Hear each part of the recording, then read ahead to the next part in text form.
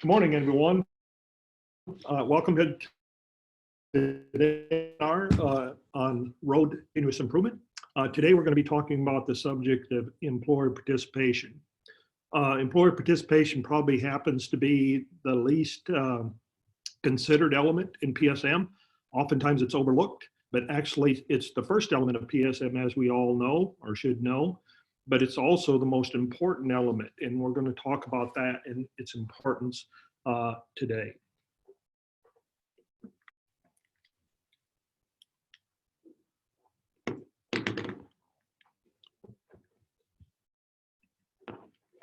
So as you know, when we look at the regulation itself, we should all be familiar with that. We've got three subparts of element C of 1910.119, that's C1 through 3. And really it just talks about employers shall develop a written plan of action. It talks about how employers are supposed to consult with their employees and their representatives. And then also employers shall develop a written plan. And that's the things we're going to talk about pretty much today. So the first thing I'm going to do is we're going to do a quick poll of everybody that's here on this webinar today and get some idea on maybe some of your answers to some of your questions here. So I'm going to launch that poll, give you a few minutes to complete that for us. That poll has 4 questions.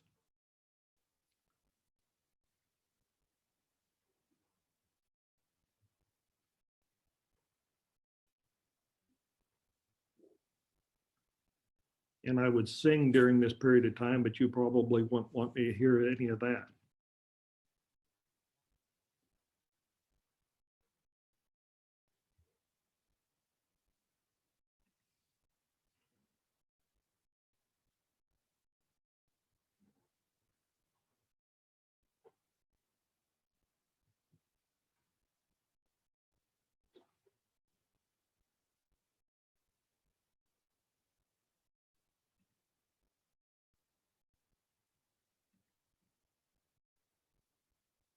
Okay, I understand some of you may not see that poll, so let me try that again.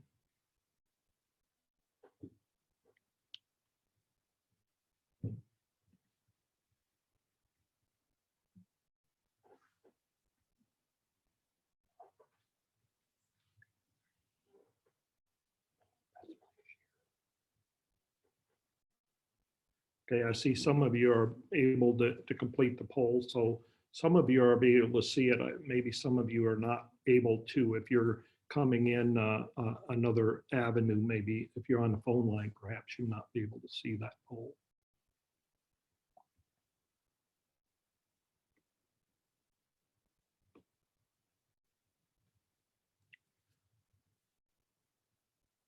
It looks like pretty close to half of you are complete, so we're seeing it.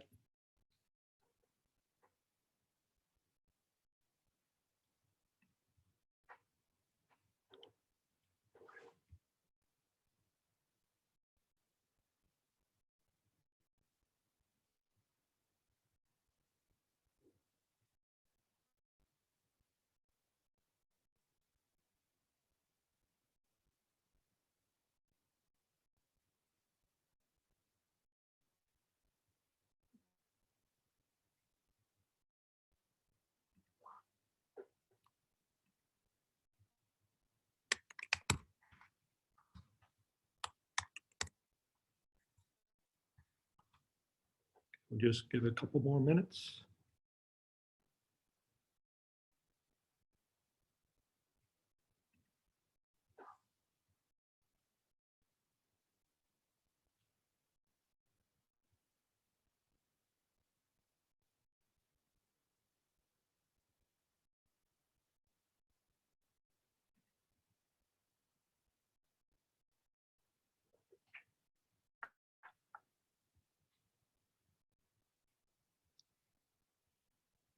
Okay, I'm going to go ahead and end the poll and kind of just go over some of the results. So just for those of you that were not able to see the poll itself, we're just kind of go through all of those questions first and just kind of give you the results. The first question I had is on a scale of 1 to 10, with 1 being the lowest and 10 being the highest level. My knowledge of the intent of each of the PSM elements is 1 to 2 being the least again, 9 to 10 being the most. Most of you responded in the 5 to 8 range. So about a third of you had a pretty good understanding of the elements. Number 2, the question is when do employees, operators, engineers, managers, et cetera, in your organizations receive their first process safety management PSM training that is more than 1 hour? About 40% of you, or actually 60, about 2/3 of you said that you had that within 1 to 4 weeks of your start date. Some of you 1 to 4 months, and then one person had 1 to 4 years from the start date. So that was pretty good. We had expect and we want to see that number, 1 to 4 weeks, you have your first major PSM training. And then we'll talk about that in more detail here in a second. The third question we have is when it comes to PSM, employer participation element, implementation consists of what? 50% of you said operator attend and participate in PHAs or review operating procedures. Another 50% said safety PSM meetings on a periodic basis that employees must attend. And that was 50-50 split. Nobody really responded that said employees conduct or lead safety PSM meetings or specific topics pertaining to process safety. The fourth question we had is in regard to our facility's PSM manual or PSM management system. 33 responded and says, I'm not sure that we have one at all. The other third responded, we have a PSM manual management system. I'm very familiar with our policy and procedures and understand my role completely, which is a good thing. And that's kind of what we're going to be talking about here today. This is the crux of employee participation.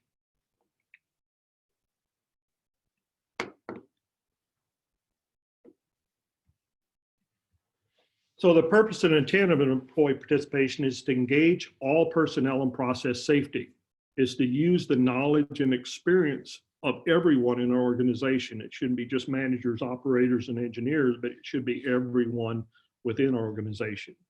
It should also be something that we're striving to continuously improve. Hopefully, you're just like me in the sense that you learn something almost every day or every week for sure.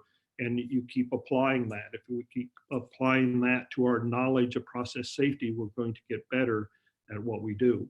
It should also utilize the diversity of our backgrounds. And what I mean by that is all of us come from different backgrounds. Most of the people that have heard or sat in some of my PSM training know I talk about the fact that I come from a dairy farm in Wisconsin. And of course, my background gives me a little bit more insight into different things than somebody that, say, was born and raised in a city somewhere, or even perhaps in another country altogether, where those diversities and knowledge of our backgrounds, we can bring that to a team environment and really help that team to grow in a lot of different ways we don't always understand. It's also to develop teamwork. We want to be able to make sure that our operators, our managers, our engineers, and those people are working together as a team to achieve process safety results.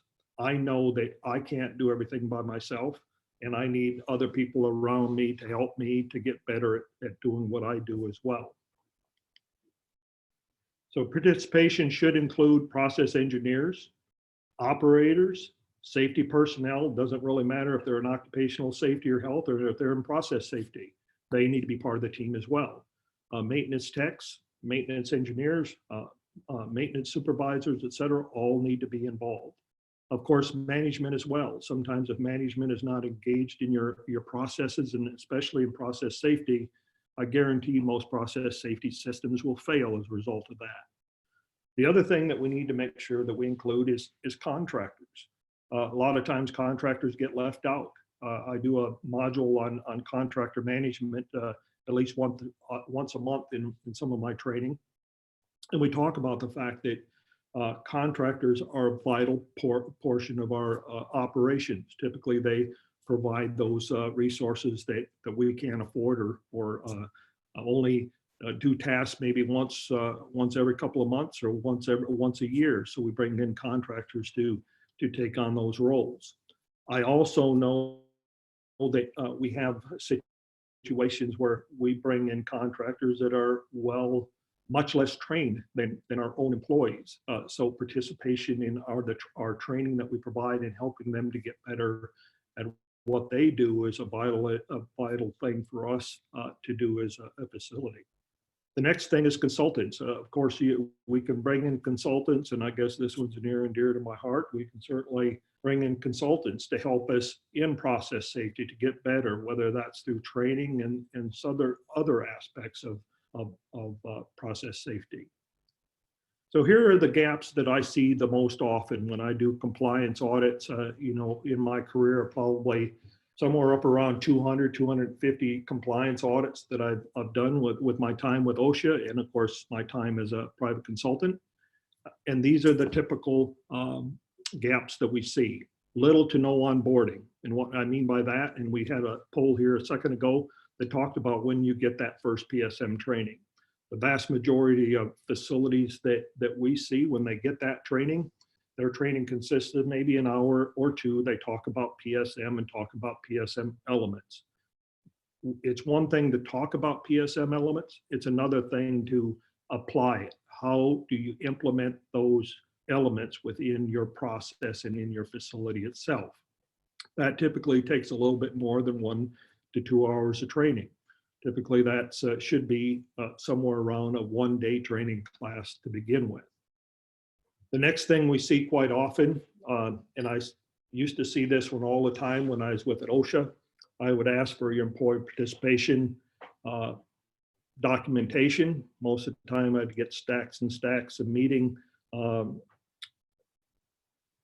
information, who attended that meeting and what the meeting was about, et cetera, and that essentially documented that they had employee participation.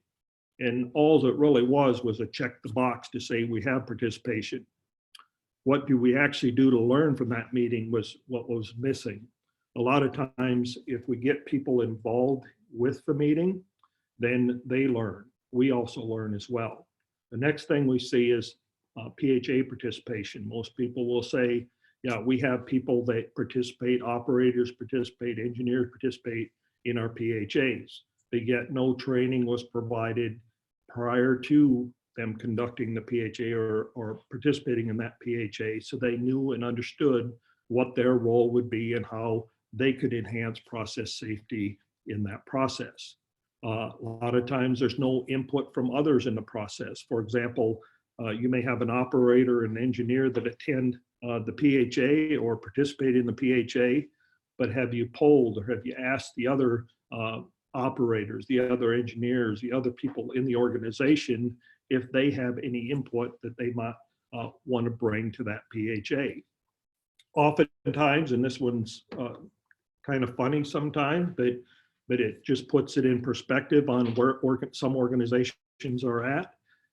PHA participation is assigned for punishment reasons. And what I mean by that is there's a lot of people, and I used to be one of them that didn't particularly care to sit in a PHA for months on end. So I thought, well, this is kind of a punishment of me if I have to sit in this thing for 3 months. Well, we don't want it to be that. We want it to be a position of honor, a position that we really want people to participate in to help us get better at process safety. So the people that are in those PHAs should be our best and brightest folks that we have to make our PHAs more robust and more meaningful. The next thing I want to talk about as far as a gap is operating procedures. And this was, again, one of our poll questions here. Most facilities, they will certify their SOPs. A manager will do the certification. In other words, the operations manager, operations supervisor, production engineer, et cetera. They typically will be doing the certification. Well, nowhere in the regulation does it say that managers, supervisors need to be the ones doing the certification. It just states that the operating procedures shall be certified annually. And who's the best person to certify those? Well, I look at the best person to certify those are the people that are actually using them. The next thing that we need to do is to always get other operators involved in that certification process. I know in some of the facilities I work with, they do a great job of getting operators involved in reviewing procedures, assigning responsibility to various procedures, and making sure that they're reviewed and accurate and current. The thing that we can do a lot better on, though, is the validation of the procedures. And what I mean by that is, let's say that you have your operators go out and write your procedures, which is a good practice. But once that writing is complete and the procedure is done, then it should be validated. One of the better ways of validating those is to get other people involved, whether that's managers, supervisors, or even other operators getting involved to help with that validation process. Think about this for just a second. If I write the procedure, and let's say I'm an operator, I write the procedure, and then I go get a brand new engineer that's new to our organization, and I have him or her help me validate that procedure. We both learn from that experience. That engineer brings knowledge and experience that the operator may not have, and operator will bring experience and knowledge to the engineer that he or she does not have. So those are the things that we need to do to get everybody involved and also help people to learn about process safety. In the process of that engineer or that manager validating that procedure, it will also teach them the process. What better way to have an engineer learn the process than to learn it from an operator that actually works in it and operates that process every day. The next thing that we see is just a failure to follow a management system. Assuming that they even have a management system in place, a lot of times they fail to follow it. Typically, we talked about this on a poll, that how many of you have a PSM manual, and how many of you are familiar with that? Well, about a third of you said that you're very familiar with your PSM manual and what's in it. That's the thing that we need to be able to teach others is what's in the management system and how we implement each part of the PSM elements. In particular, as we're talking about today, the employee participation element. How do we engage our employees in that process? So where do you begin? Well, first of all, understand the importance of knowledge. And I say this probably 2 or 3 times a day to different people, is that we have to teach, we have to train, we have to coach, we have to mentor. We have to teach, we have to train, we have to coach, and we have to mentor. We can keep saying that over and over again because that's what we need to do each and every day for all of our employees. Each of us, doesn't matter who we are, has some knowledge that we can pass along to somebody else. That's to teach. To train, we have to train them what is good process safety management technique, what is good process safety management processes, etc.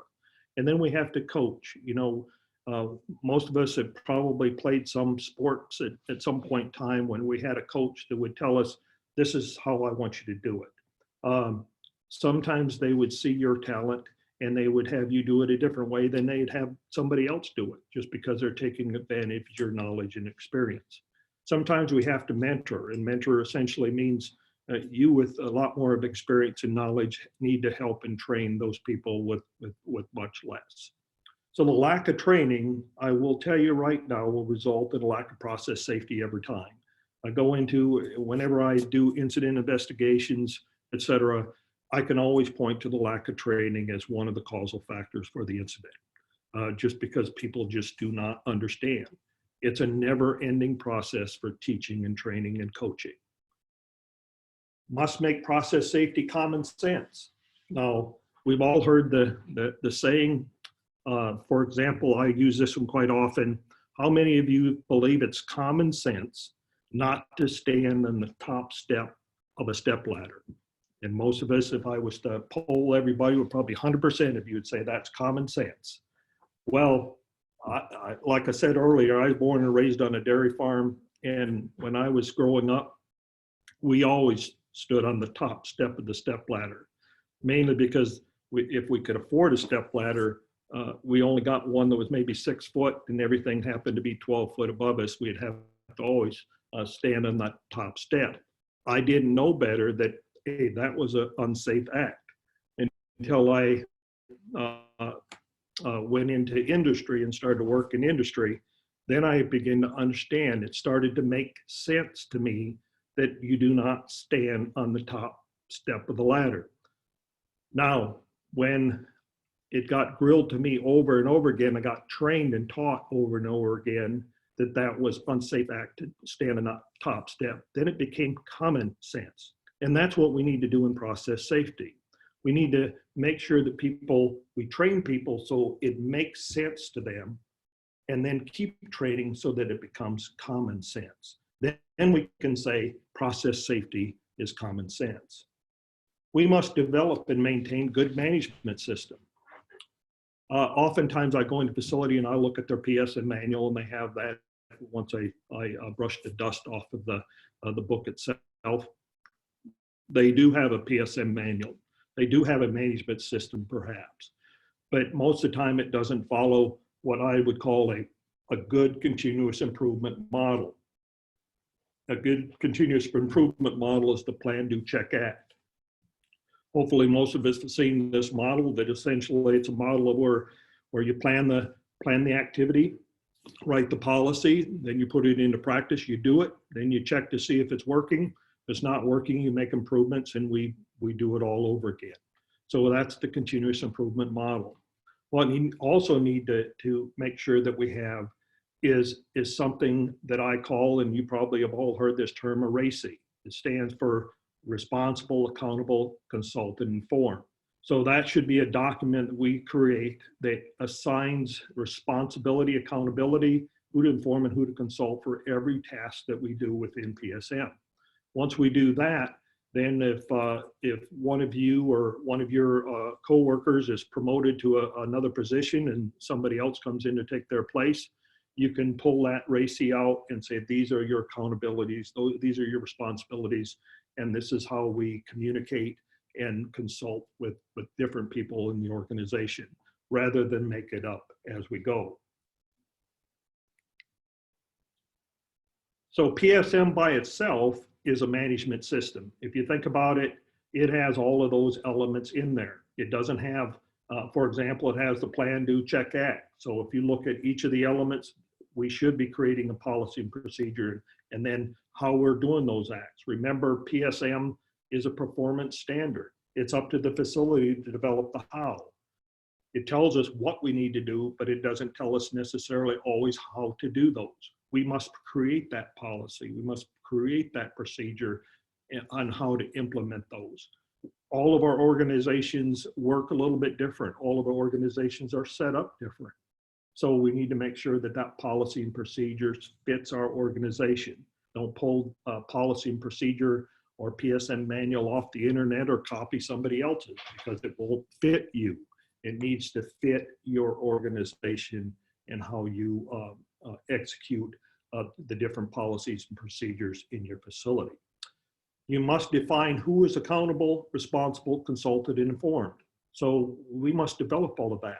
So that takes time, that takes an understanding how we're going to implement each of those elements, starting with employer participation. How are we going to get people involved in the process of even setting up the employer participation module, and how we're going to implement those various parts, 3 parts of the plan.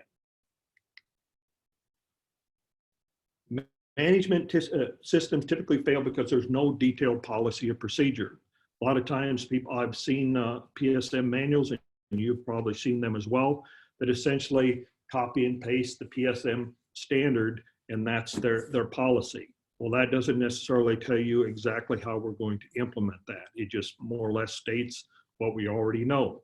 No detail on who is accountable, no detail on who is responsible. Without detail, we're bound to fail. No process for feedback, for example. What works, what does not work. For example, most of us take training every day, or at least quite a bit of training every year if you work in a process.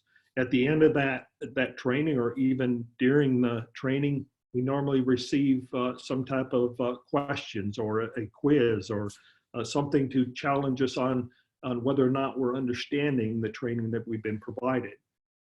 That's the same thing that needs to occur in your PSM processes in your management system. There has to be a method for feedback. What's working, what's not, what we understand and what we don't understand, so that we can begin to make those changes in our system. It shouldn't be just another document that collects dust. Again, it needs to be a process that's continuously improving. We should be getting better. Most of you that have been around PSM since its inception back in the 90s will know that some of those first PHAs that were conducted were pretty bad, especially when you look at them in 2020 or 2020. So when we look at them right now, we can say, man, we didn't know very much back then and how to conduct a PHA. Hopefully that's the case. They should have been a lot better in the last couple of years than they were back in the 1990s. That's the same way with our employee participation plans. If they're the same as they were back in 1992, then apparently you got a little bit of work to do. So the next steps is first review your current management system. See and look to see whether or not you have people assigned to each task and each implementation element within the employee participation plan itself. And we're going to start there. Who is responsible for reviewing the various elements of your employee participation? Who do you inform? Who do you consult? And put titles next to those. Titles, not names. When you put names, we tend to lose track of who's actually responsible. So just put the title of the persons that actually is going to review that. Onboard early. Get people trained and provide them at least, I'd say at least a 1 day's training, an awareness training of PSM, going into the various elements of PSM to some degree of detail. You can't get too deep into the weeds on that early training because people just don't understand, especially depending on their background. They may not understand all of the nuances of PSM and how to apply it. But we should start with a basic high-level understanding in that first awareness and during that onboarding period of time. Onboarding must include everybody, must include operators, should include engineers and managers. A lot of times I see where engineers are not onboarded on PSM until years into the process. And of course, when we get into further elements of PSM, we'll see why that is a critical mistake and error, and oftentimes leads to our gaps in our process safety information and gaps in our hazard analysis, etc. We must teach process safety principles. And what I mean by that is the intent of the PSM elements and how to apply them. We, again, start small. We don't need to go into all of the 24 design criteria for relief valve in that first session, or you might even want to talk about relief valves in that first PSM training. That should be left for later time in the technical discussions, in the technical understanding of PSM and application. We need to engage employees, training, meetings, tailgate topics. And what I mean by that is allow them to lead on topics. What better way to teach and learn a subject than to be assigned a task? For example, if each of you are given a different element of PSM today and next week you need to come back and present that to your organization, I guarantee that everybody here would go home and start preparing for that. Well, we can do that in a training session, in meetings. We can do select real small topics on process safety, something due, for example, for management of change or employee participation or process safety information, SDSs, et cetera. Just pick different topics, let different people within your organization lead those topics on the training and teaching on those topics. We train and teach each other. So an engineer can train operators, operators can train engineers. It really doesn't matter that we're a team. As when working as a team, we train and teach each other. Always create actionable plans. I've been in a lot of organizations, or not a lot, but a number of organizations in my career. A lot of times we have all of these grand plans, but nothing that we could actually do, nothing that we could actually put feet to, I should say. And I call that an actionable plan, something we can do. Give me a list of things to do, I'll go do those. Tell me what I don't need to know, and I won't be able to do it.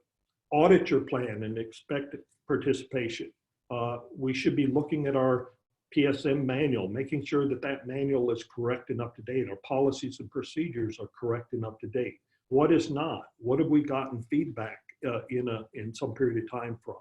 Maybe we set up a poll. Maybe we poll our employees. What do they need to know? What do they want to know more information about?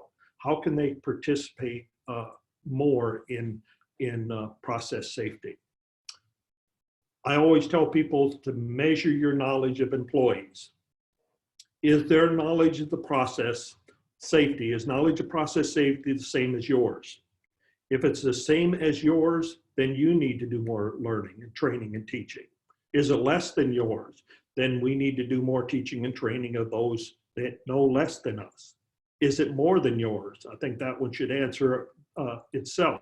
So if their understanding of process safety is more than yours, and obviously we need to do more training and understanding ourselves.